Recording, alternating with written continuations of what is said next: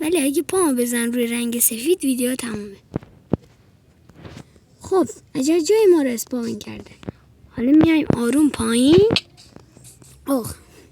هدفمون پیدا کرده این مسه. وای ویدیو قبلی هدفمون پیدا کرده این زغال بود. الان هدفمون پیدا کرده این مسه. هدف بعدی من توی ویدیو پیدا کرده این آهنه.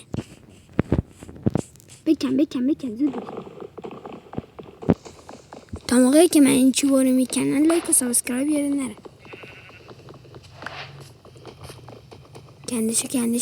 کندشو. آفرین.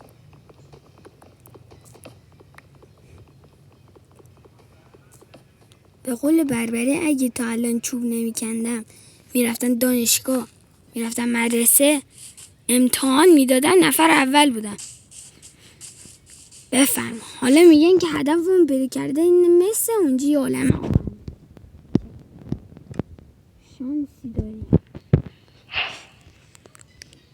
گفتین تیوه. حالا هدف بعدی پیدا کرده این آهن.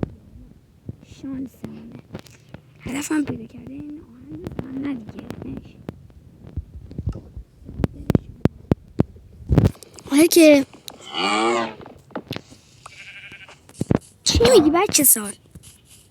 خب اول میرین توی غار.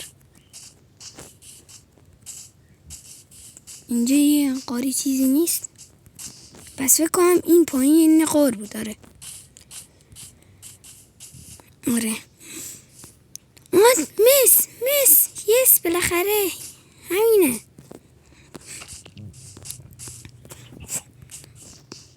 آقا دم کسایی که لایک کردن.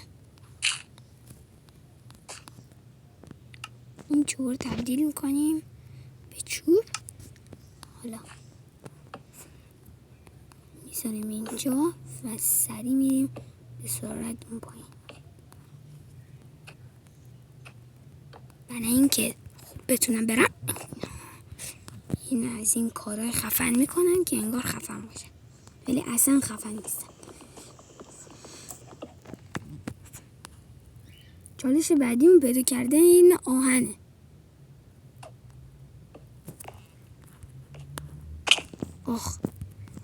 آهنه باید توی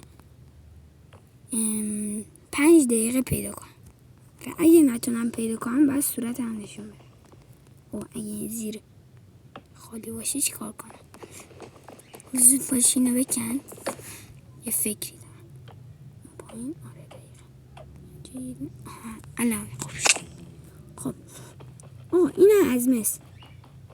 بذار اول یکم سنگ بکنم.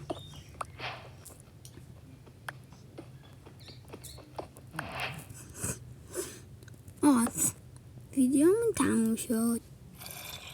این هردون